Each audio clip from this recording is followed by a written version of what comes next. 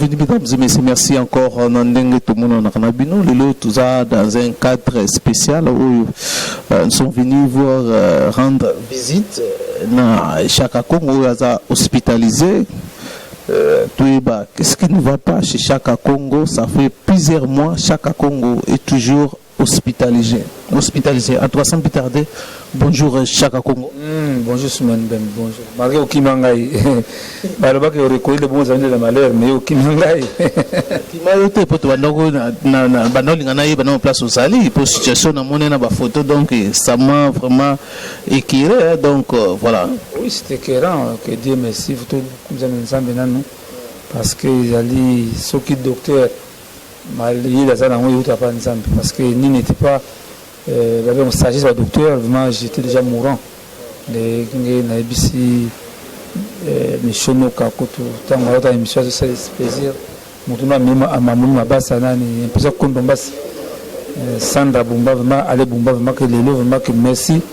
Et puis que l'image au stade, vraiment, Batota, pourquoi? Parce que il y a jour J, que une promotion, fondation mondiale, SECO, il y a BBC SECO, on a pris mes condoléances, que merci. Que mon mes visites là déjà, c'est un moment où on a participé à la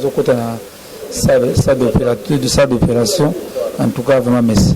Alors, merci vraiment, Toyaki. Tous jouent ma version. Alors, ce que nous avons historiquement synthétisé en gros par rapport à la situation de santé. D'abord, qu'est-ce qui ne va pas chez Chaka Congo? Chaka Congo, oui, tu es parti à Mamondori. On avait écrit des lettres, à part le remerciement ministre Basile Olongo avec Namwasinaye, on n'a pas eu vraiment la réponse favorable. À partir de là, nous avons passé. Bon, il y a malaria. Nous avons déjà tension, c'est m'attaque. Dès la chirurgie, la TVS1, conseil de l'espace. On a ça SOS Mondori. Arrivant à pour le répondre qui n'est pas moi la parole Tumba, salon le Tumba c'est beauté. Nous avons remarqué nous autres c'est daki. Nous autres c'est dingue ah bah on a ça depuis nous avons c'est quoi au juste. La contenu chez moi comme na ETVS1 na soma ki bitabina ko na bisona. Nde tant la côté ndembo ikana chale mo ikana ba remarqué mon côté ngamaki na nani comment ça s'appelle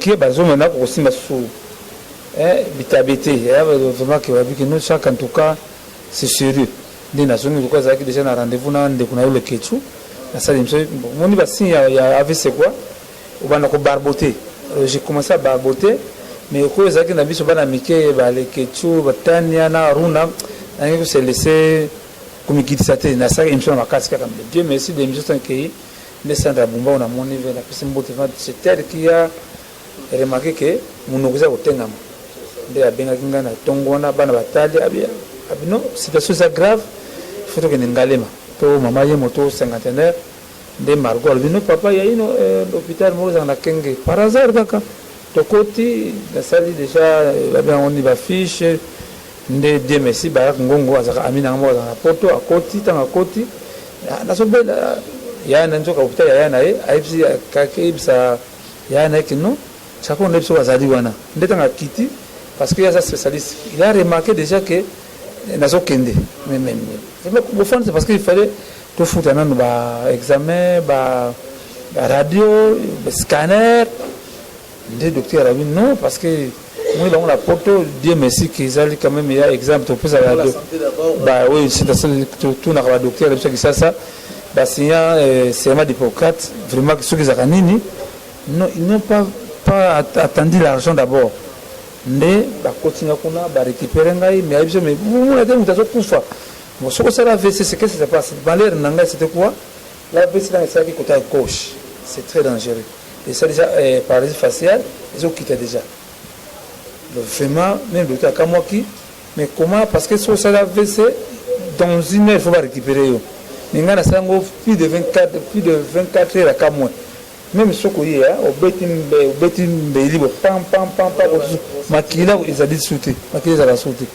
Vraiment, 5 bakisi moko ça coûtait de 500 quelque chose de dollars ne maman veut ta tête moi c'est na yabi non pas bakisi wana c'est bakisi de faire revenir circulation et makila en tout cas merci mais après 2 jours c'est le gouvernement central non c'est la présidence de la République batina déjà conseiller ayaki déjà wa puis Mathieu batina qui conseiller ministre qui des arts même mon abiso ya konza bokonzi Isabelle Taboulay tina déjà mutowa en tout cas le gouvernement central ça déjà pris en charge là que Nangalema mais tout temps que Nangalema na amana biso j'ai tout sumbo tout kuna ils n'ont pas de scanner plus grave Nangalema scanner en tout cas na gratuité j'ai préféré na zonga na TVC médical de balandaki en tout cas ndebe ko remarquer Dieu merci parce qu'on va stabiliser tension tantôt mati tantôt kiti tantôt mati même peut-être que moi matin tu as vraiment que les artistes étaient derrière dans moi qui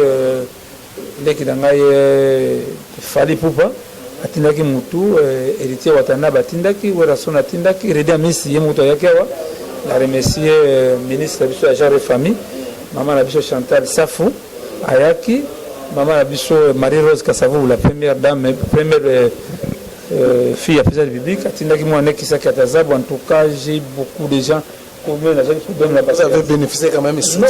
Non, en tout cas, vraiment, on a qui en tout cas, la joie sincère. Alors, l'immobilier est historique, source maladie, c'est comme si il y a quelque part conflit. Non, c'est normal. Parce que justement, c'est la coïncidence avec le prophète Condé.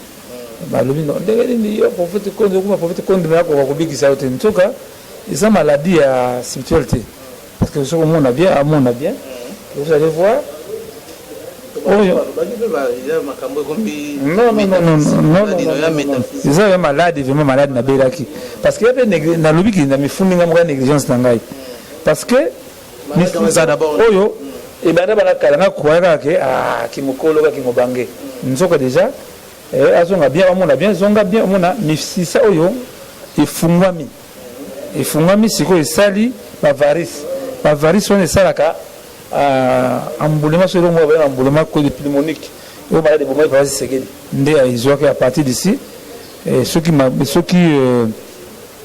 Bakayo, ceux qui mati et qui bloquent respiration, au coup, film balamoko. Vraiment, qui même Nazaraki mal à l'aise, même c'était tant où on est malade, j'étais mal parce que le docteur a été fait dans la bicette en Ayaki. Il fallait payer une somme vraiment qui n'a vraiment il y a des $3,000 pour soigner malade en tout cas. Mais en tout cas, on a remercié le gouvernement central. Donc, le gouvernement central a contribué à participer. En tout cas, le gouvernement central, ils ont remercié d'abord le ministre qui dit des arts, Maman Assimadia. On a remercié le ministre budget, le ministre d'État, on a remercié le ministre de la Finance, le président de la République, on a remercié le conseil Zinga, conseil grec, papa n'a pas vangu, il y a ministère de budget, partout de qui maison qui en tout cas, ça de cœur avec moi en tout cas, vraiment que, mais on a des limités.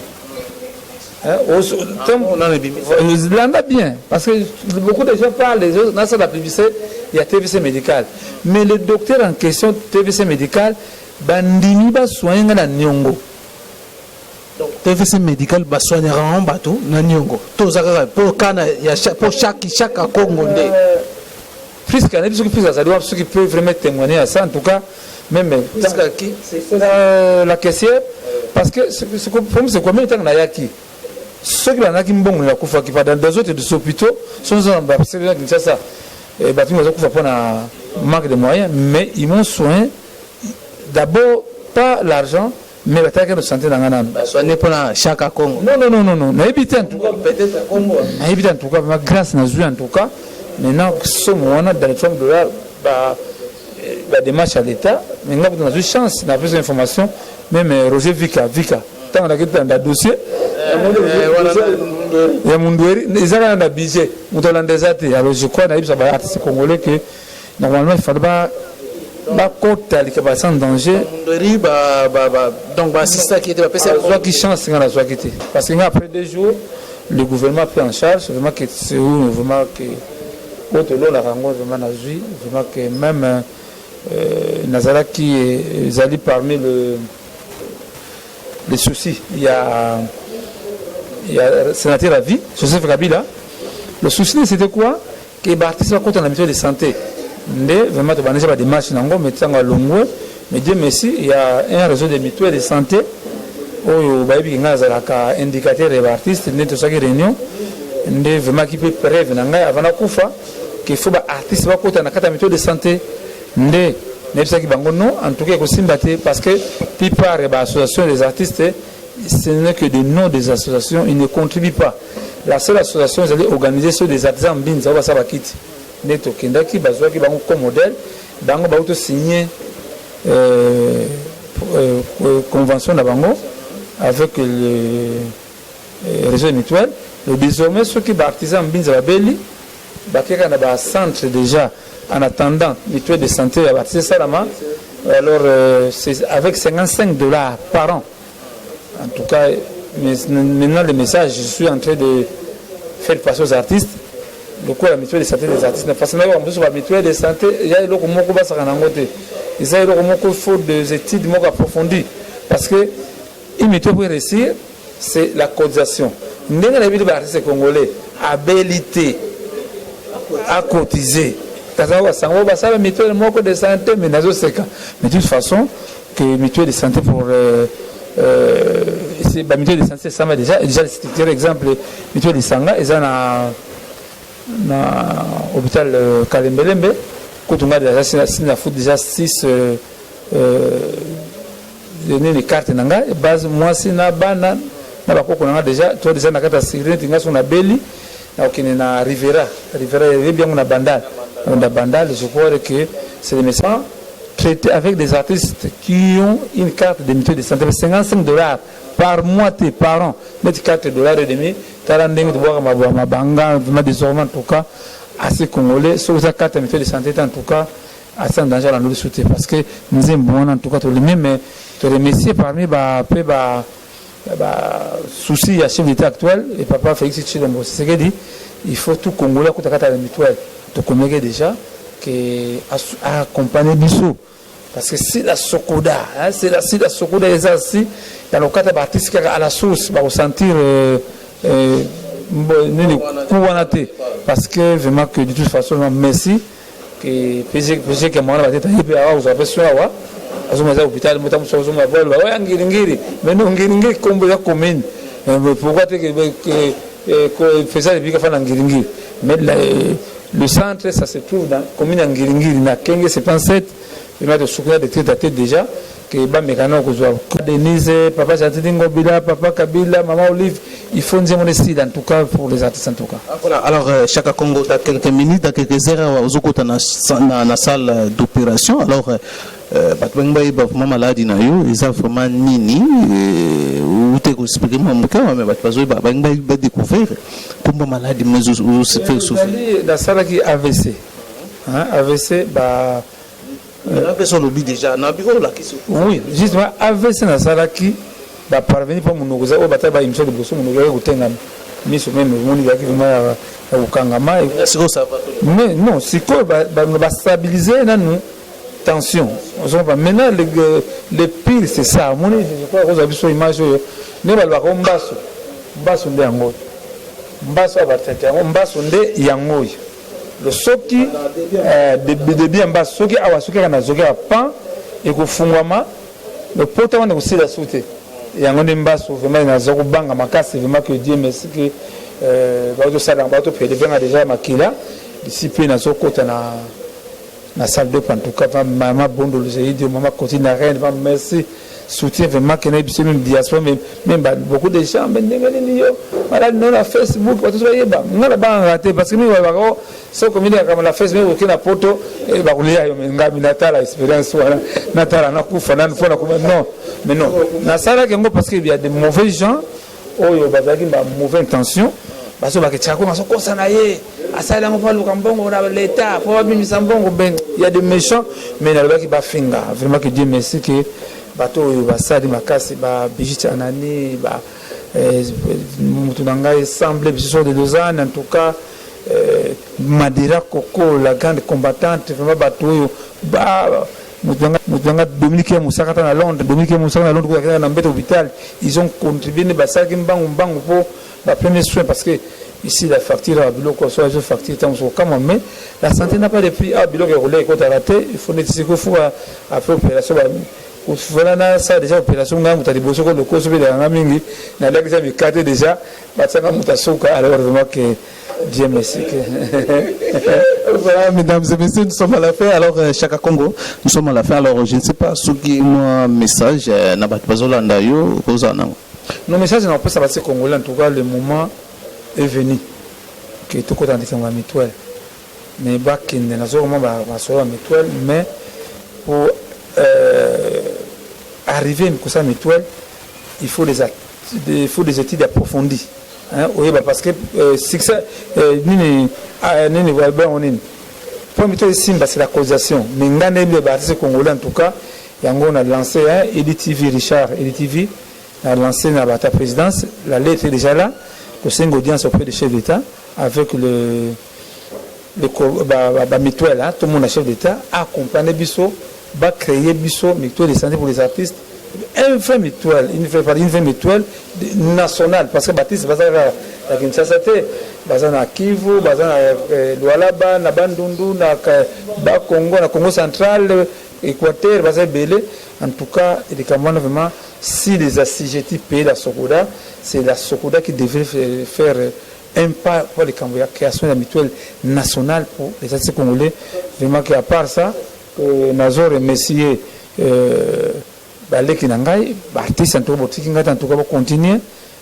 Fanatique, pour les battre, Bibi Fondation Bibi en tout cas, vraiment que Christian Belengue, vraiment que n'a pas son bot dans moi scénario, que à sans danger vraiment, qu'il y a des Camerounais vraiment, n'a pas président la Bissau, président sans danger, DJ Abdul, à Zana Bukavu, que vous les battez, vraiment que vous continuez.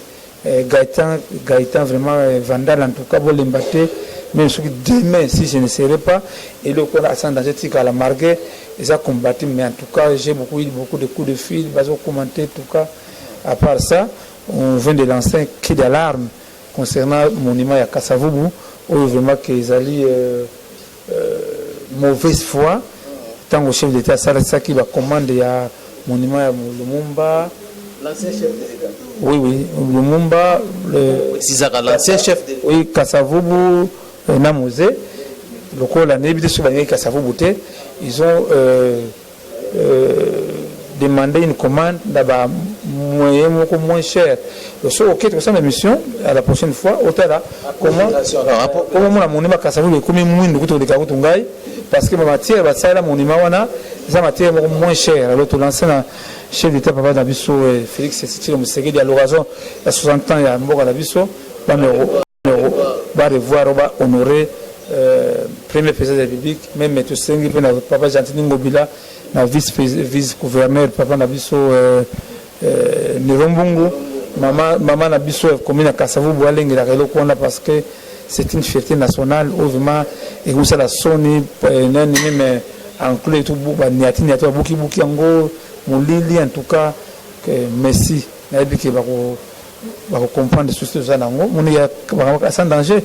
Si ça danger dans l'hôpital, mais toujours ça les écoute. Malade.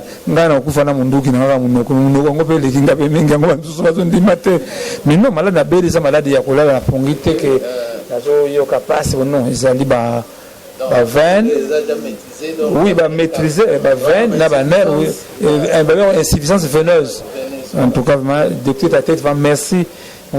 Puisque va merci la personne parce que la fille a beaucoup fait la fille la docteur il y a TVC médical merci infirmière garde en tout cas vraiment demande vraiment qui va beaucoup sa vie na en tout cas nous avons besoin de comme on a passé vraiment na tongo sur les déjà au monnaie qui tient na biso Jean-Marie Condé Jean-Marie Condé auto sa prière merci Monique même l'opération les bien Monique déjà déjà en hôpital ils ont comment ba plus importance dans gai Sylvie Kabia maman sociale en tout cas na monde déjà lancer déjà ba image vraiment que pardon le monde ba émission en tout cas 00 243 81 657 0958 00 243 992 30 43 40 en tout cas Eka Obama maman Anilita maman Brigitte Lita en tout cas nabi bokotika ngate maman Anton Suisse en tout cas nabi que pas dans le monde balande émission yo a de nous on aima Patrick Ochinga Patrick Chasubasu